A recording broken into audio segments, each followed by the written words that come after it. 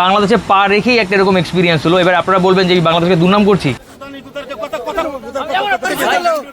যারা বাংলাদেশ থেকে ভারতে আসবেন পোর্ট ট্যাক্স কাটতে হবে, এখান থেকে টাকা এক্সচেঞ্জ করতে পারেন, একটা বাংলাদেশি একটা ইন্ডিয়ান। আজকে আমি খুব রিস্ক নিয়ে ভিডিওটা বানালাম আপনাদেরকে দেখানোর জন্য, কারণ যদি আমি এখন বলি যে এটা এরকম পা রাখার পরে এরকম একটা ঘটনা ঘটেছে আপনারা বিশ্বাস করবেন না।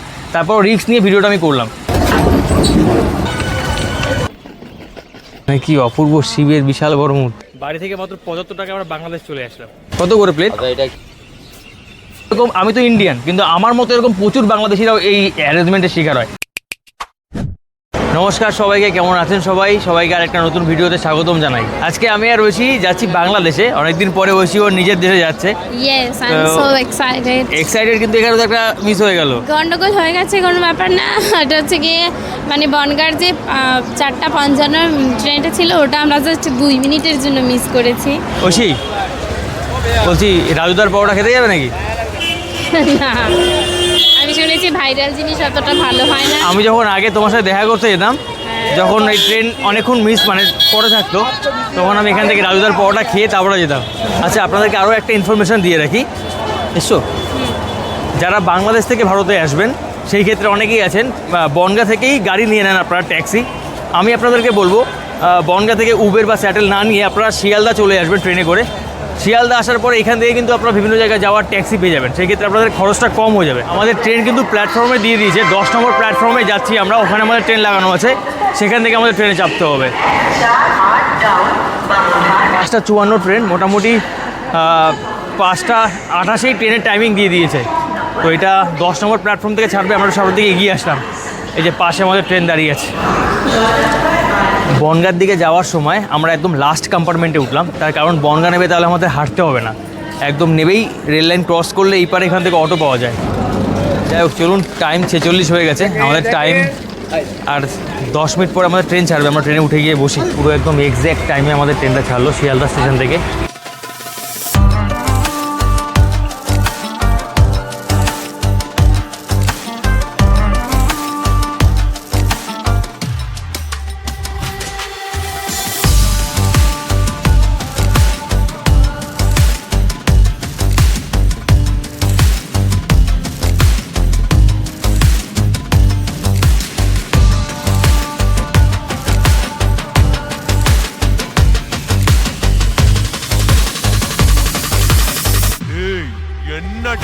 আমরা এই মুহূর্তে ঠাকুরনগর চলে আসলাম। এটা হচ্ছে ঠাকুরনগর। দুদিন আগে যেখানে এসেছিলে মেলাতে, এই হচ্ছে সেই জায়গা। মেলা এখন নেই, যাই হোক না কেন আমাদের ট্রেনটা কি এক্সাক্ট টাইম আছে? 10 মিনিট লেটে গেছে। 10 মিনিট লেটে চলছে আমাদের ট্রেন। এর পরে যে স্টেশনগুলো আছে সেখানে মনে হয় ট্রেনে দেবে। যাই হোক, চলুন আপনাদের ঠাকুর বাড়িটা গিয়ে দেখাই।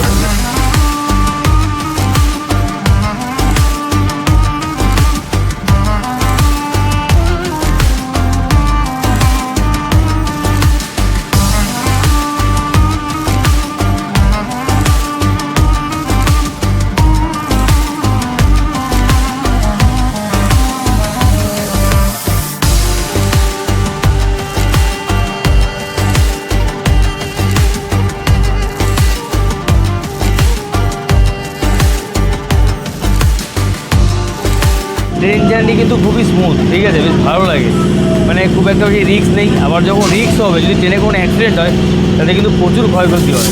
এদিকের মাঠঘাটগুলো অনেকটা তোমাদের বাংলাদেশের মাঠঘাটগুলোর মতো, পুরো সেম না? বাংলাদেশ হ্যাঁ, আবার বাংলাদেশে যেখানে রেল লাইন আছে সেখানেও তো এরকম। আসলে কি এই জায়গাটা বাংলাদেশের লাগোয়া, তো সেই জন্য এরকম লাগে। নাবুন কাকিমা, নাবুন।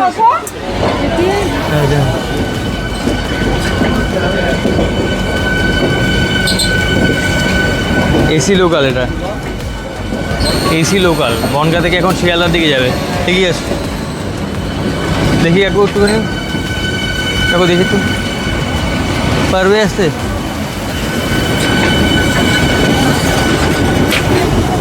দেখো সাবধান।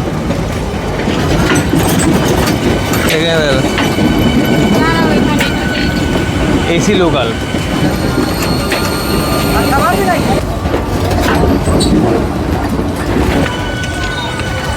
এসি গেল তো ঠান্ডা লাগছে বেশ। AC local Sealdah. ওরে বাপ রে বাপ, যাই হোক, চলুন যাওয়া যাক। যেহেতু অটো রিজার্ভ করে যাচ্ছি, এখান থেকে শিব ঠাকুর প্রত্যেকবার আমি দেখি যাওয়ার সময়। জায়গাটার মধ্যে বারুইপল্লী লোকনাথ মন্দির। তো এখানটায় আজকে একটু নামলাম, নেমে একটুখানি আপনাদের শিব ঠাকুরটা দেখিয়ে আনি। চলুন, বিশাল বড় একটা শিবের মূর্তি রয়েছে এখানটায়, অসাধারণ সুন্দর। এই দেখুন এখানে কি অপূর্ব শিবের বিশাল বড় মূর্তি, খুবই সুন্দর লাগলো। চলুন যাই, বেশ ব্যাপক বড়। প্রত্যেকবার এখান থেকে যখন যাই তখন দেখে গেছি, আজকে যেহেতু যাচ্ছিলাম সেই জন্য ঢুকে সচক্ষে দেখে আসলাম, ভালো লাগলো। বাহ, আমরা এক জায়গায় খেতে আসলাম, এখানে তো ব্যাপক আয়োজন চলছে দেখতে পাচ্ছি।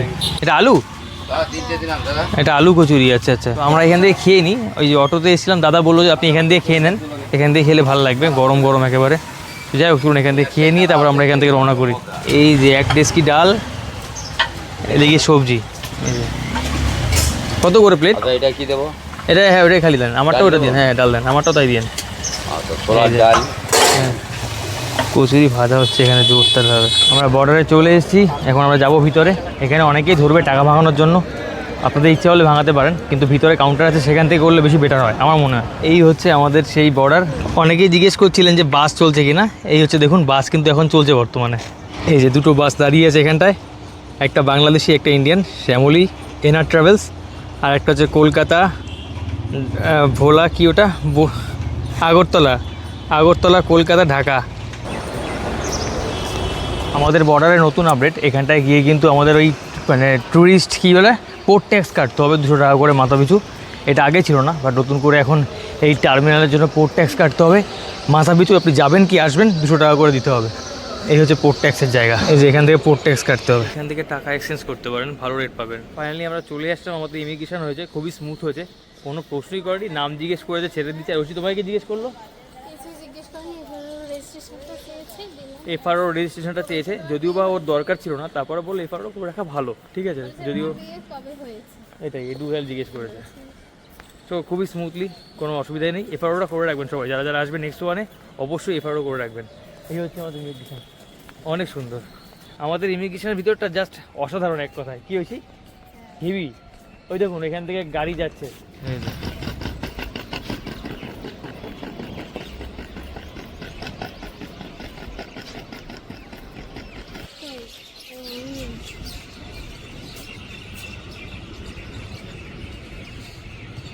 এইবারে সকালবেলা তো ভালো লাগছিল, এবারে আস্তে আস্তে রোদটা চড়ছে, দেখছো কেমন রোদ।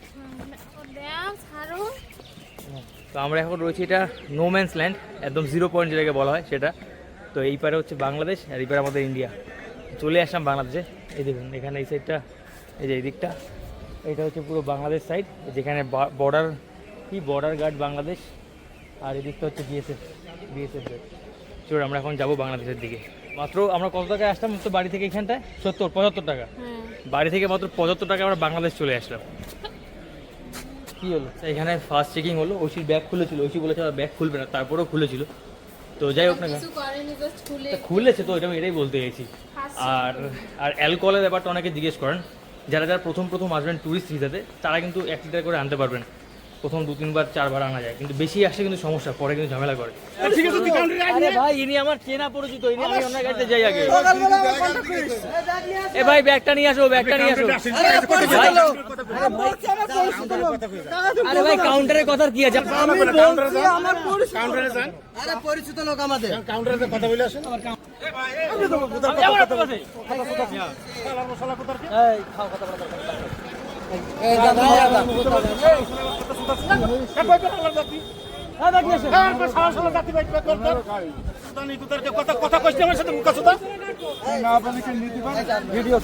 পরিবহনের নাম হচ্ছে রাজীব পরিবহন, লোকটার নাম হচ্ছে মোহাম্মদ আলী, লোকটার নাম, ঠিক আছে। নতুন করে বলার তো কিছুই নেই, আমি আপনাদেরকে দেখালাম ভিডিওটা। বর্ডার থেকে পেরিয়েছি, এই পারে নামার পরে ওখানে আমাদের ব্যাগটা বিজিবি তো ওটা বিজিবি তারাই হচ্ছে গিয়ে খুলছিল, সেইখান থেকে ওরা এসে ব্যাগটা চেন লাগিয়ে দিচ্ছে, হাঁটা দিয়েছে। এইবারে আমরা ওনাকে বলতে যে আমাদের পিরোজপুরের গাড়ি, আমি বলছি আপনার পিরোজপুরের গাড়ি কটার সময়, আমি খালি এইটুখানি জিজ্ঞেস করেছি কটার সময়, তাতে নাকি ওনার গাড়ি আমি বুক করে দিয়েছি, আমাদের ব্যাগ নিয়ে চলে গেছে। এবারে এই দিকে একজন আমার পরিচিত লোক, সে বলছে দাদা আমার কাছে আসেন, আমরা জাস্ট বেরোলাম, লাস্ট বার যে চেকিংটা হয় বিজিবিজার যে চেকিংটা করে Immigration থেকে বেরোনোর সময়। ওরা বলে পাসপোর্টটা বের করেন আর আপনার পিঠের ব্যাগটা দেন। তো আমি বের করে দিয়েছি আর ও হচ্ছে গিয়ে আমার ট্রলিটা উঠিয়ে দিয়েছে। উনি জাস্ট ব্যাগটা খুলে আবার বলে নিয়ে যান, কিছুই খুলে দেখেনি। তারপরে ওই লোকটা মানে সে নিজে ব্যাগটা ওখানে ওই টেবিলের উপর বসে নিজে সেই আটকাচ্ছে, ওখানে দিয়ে সে নিয়ে চলে যাচ্ছে। আমি বলি কী অবস্থা? বলে এখনই বাস, আপনি এখনই গাড়িতে উঠবেন। আমি বললাম মানে কি? না না, তার আগে জিজ্ঞেস করেছিল আপনার পিরোজপুরে যাবেন, আমি বলেছিলাম হ্যাঁ। তারপরে আমি তো পিছনে পড়ে যাই আর সেই লোকটা, আমি ওই ব্যাগের পিছন যাই, ওটা ওই ছেলেগুলো নিয়ে যাচ্ছিল যে বাসে থাকে যে ছেলেগুলো, আমি ব্যাগের পিছন যাচ্ছি কি আমি ব্যাগ কোথায় নিয়ে যাচ্ছে, আর ও হচ্ছে গিয়ে লোকটার সাথে যাচ্ছে। আর তখন এবারে না, তখন হয়েছে ঝগড়াটা কিরকম, আমি বলছি দাদা আমি আপনার বাসে যাবো না, আমার সামনে একটা লোক দেখেছি চেনা পরিচিত, আমি বলি তার বাসে যাবো। এবারে যেই বলেছি যাবো না, তখন বলে তুই আমার সাথে কথা বললি কেন তাহলে? আমি বলছি আপনারা তুমি কথা বলিনি, আমি খালি ওনাকে জিজ্ঞেস করছি আপনার বাসের টাইম কটায়, এটা নাকি কথা বলা হয়ে গেছে। তারপরে অনর্গল, তো এই হচ্ছে কি ব্যবহার। এবারে যদি আমি রাগের মাথায় সেখানে কিছু বলে ফেলি, তখনই হয়ে যাবে আমি দোষী। ওরা বললো সেই ক্ষেত্রে কিছু নেই, এবারে আমি যেই বলবো সেই ক্ষেত্রে আমি দোষী হয়ে যাব। তো এই হচ্ছে কি ব্যাপার, বুঝতে পারলেন? তো একটা ভালো এক্সপিরিয়েন্স হচ্ছিলো, এখনও পর্যন্ত ঠিক ছিল। বাংলাদেশে পা রেখেই একটা এরকম এক্সপিরিয়েন্স হলো। এবার আপনারা বলবেন যে বাংলাদেশকে দুর্নাম করছি না, যেটা ঘটলো আপনাদেরকে দেখালাম। আজকে আমি খুব রিস্ক নিয়ে ভিডিওটা বানালাম আপনাদেরকে দেখানোর জন্য, কারণ যদি আমি এখন বলি যে এটা এরকম পা রাখার পরে এরকম একটা ঘটনা ঘটেছে, আপনারা বিশ্বাস করবেন না। তারপর রিস্ক নিয়ে ভিডিওটা আমি করলাম। এবারে এই যে প্রবলেমের সমস্যাটা আমি সম্মুখীন আজকে আমি হলাম, এটা খালি আমি নয়, এটা আমার মতো এরকম, আমি তো ইন্ডিয়ান কিন্তু আমার মতো এরকম প্রচুর বাংলাদেশিরাও এই হ্যারাসমেন্টের শিকার হয়। আমি বহুবার বাংলাদেশে এসেছি, আমি এটা খারাপ এই কারণেই বলছি, কারণ আমি চাই না এই হ্যারাসমেন্ট অন্য কারোর সাথে হোক। তো এটা সরকারকে দেখা উচিত, এই ধরনের যে সিন্ডিকেট অথবা এই ধরনের যে সিস্টেমটা, এটা আমরা তো ইন্ডিয়ান, আমি বাংলাদেশে ঢুকেই হ্যাঁ পাগল হয়ে যায়। কারণ একটা মানুষ এই লাগেজ ট্রাভেল করে নিয়ে আসছে, তার তো একটা মানে শরীরের ভিতরে একটা আছে। এবারে যে গালিগুলো দিয়েছে, যদি কেউ দেখে থাকেন আজকে আমার এই ভিডিওটা, যদি এই লোককে আপনাদের নামটা বললাম কি খান পরিবহন না কি বললাম, একটা কী নামটা বললাম, কী নামটা বললাম এক্ষুনি নামটা ভুলে গেছি, তাকে একটু বোঝাবেন যে এইগুলো ঠিক নয়। কোনো মানুষকে এইভাবে গালি দেওয়া ঠিক নয়। তিনি তো ইসলাম ধর্মের মানুষ, তার নামটা শুনে বুঝলাম। এই ধরনের কিছু মানুষের জন্য না সব জায়গায় দুর্নাম হয়। এরকম মানুষ যে শুধু বাংলাদেশেই আছে সেরকমটা কিন্তু নয়, আমাদের দেশেও কিছু আছে এরকম মানুষজন, যারা হচ্ছে নিজেদেরকে অনেক মাতব্বর মনে করে। আসলে দেখুন, সবাই তো পেটের তাগিদেই করে কাজ তো সবাই পেটের তাগিদেই করে, তিনি তো আর চুরি ডাকাতি করছে না। কিন্তু সেটা তো বলার ধরন আছে রে বাবা। তো উনি যেভাবে কথাটা বললো, হ্যাঁ থ্যাংক ইউ, এটা হচ্ছে আমাদের টিকিট। দেখুন এখানে চাইলে কিন্তু ওনার সাথে অনেক কিছু করা যায়, আমার যোগাযোগ ভিতরে যে আমাদের পরিচিতরা যারা ছিল। কিন্তু এগুলো কি ফালতু মশা মারতে কামান ডাকা হয়ে যাচ্ছে না, তো মশা মারতে কামান ডাকা হয়ে যায়, ব্যাপারটা হচ্ছে এরকম। যদি কেউ দেখেন এই ভিডিওটা, যদি ওনাকে কেউ চেনেন, ওনাকে বোঝাবেন যে আমার সাথে বলেই নয়, কোনো মানুষের সাথে এরকম ব্যবহার করতে না।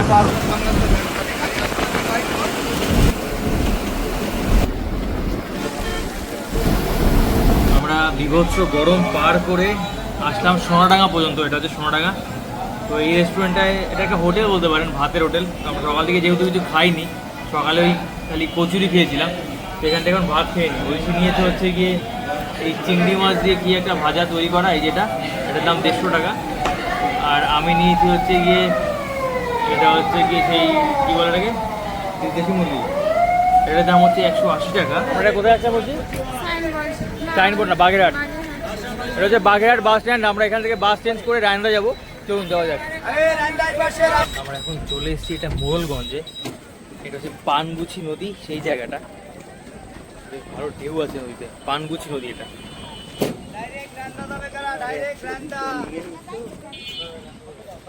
রান্দা আমরা কাছে কেয়ার ফলন বাড়ি রান্দা।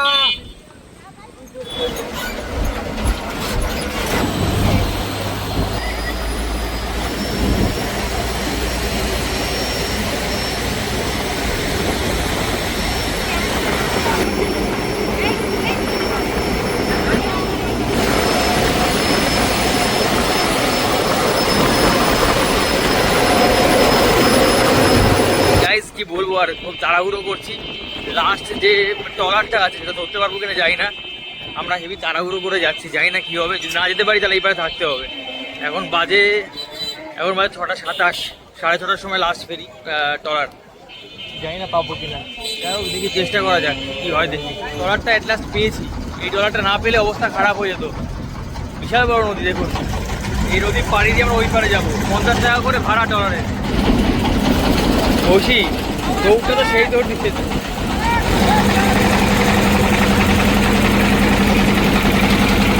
আমরাই ছিলাম লাস্ট